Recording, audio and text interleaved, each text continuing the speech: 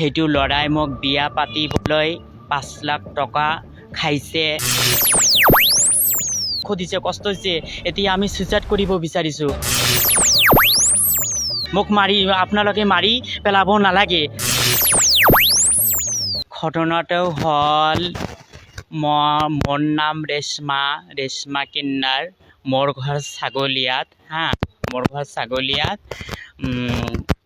মোৰ লগত এটা ল'ৰা, তাৰ নাম হৈছে জাহাংগীৰ আলম।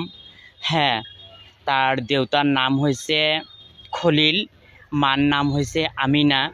সেইটো ল'ৰাই মোক বিয়া পাতিবলৈ 5 লাখ টকা খাইছে। তাৰপিছত মোক বিয়া কৰা কথা কৈছে।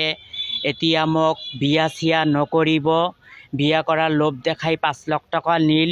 আমি এতিয়া যে মৰিবলৈ বিচাৰিছোঁ, সুইচাইড কৰিব বিচাৰিছোঁ, আমি এটা ন্যায় বিচাৰ চাওঁ।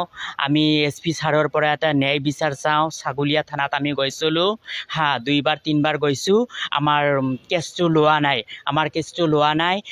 ছাগলীয়া থানাৰ পৰা কৈছে যে আমি এইটো মিছা কথা কওঁ। আমি মিছা কথা নকওঁ। আমি মিছা কথা এইটো কেনেকৈ ক'ম?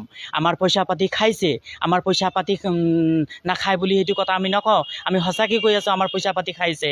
আমাৰ পইচা পাতি খাই আমাক দুখ দিছে, কষ্ট হৈছে। এতিয়া আমি সুইচাইড কৰিব বিচাৰিছোঁ। ল'ৰাৰ ঘৰত গৈছোঁ, তেওঁৰ মা দেউতা মোক মাৰি ঘৰৰ পৰা মোক ওলাই দিছে। মই এতিয়া মোৰ বহুত কষ্ট হৈ আছে। মোৰ কথা হ'ল যে মই এটা ন্যায় বিচাৰ চাওঁ। প্ৰশাসনক মই এতিয়া জনাইছোঁ যে SP ছাৰৰ পৰা, হেমন্ত বিশ্ব ছাৰ বা চৰকাৰৰ পৰা আমি এটা ন্যায় বিচাৰ চাওঁ।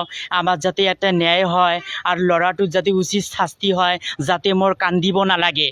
সেইটোৱে মই আপোনাৰ লগত চাওঁ। আৰু আপোনাৰ লগত এইটো মই ওপৰ আল্লাহ ঈশ্বৰৰ লগত এইটো মই বিচাৰ চাই আছোঁ যে আপোনালোকে সেইটো মোৰ ন্যায় বিচাৰটো দিয়ক। আৰু মোৰ জীৱনটো ওপৰ আল্লাহ দোহাইতে আপোনালোকৰ দোহাইতে মোৰ জীৱনটো আপোনালোকে বাচাই ৰাখক। মোক আপোনালোকে মাৰি পেলাব নালাগে। আপোনালোকে ইমান কষ্ট দিব নালাগে। সেইটো মই কৈছোঁ যে জাহাংগীৰ আলম মোক বহুত কষ্ট দিছে। আমাক এটা ন্যায় বিচাৰ লাগে। আপোনালোকে এটা ন্যায় বিচাৰ কৰি দিয়ক চৰকাৰৰ পৰা।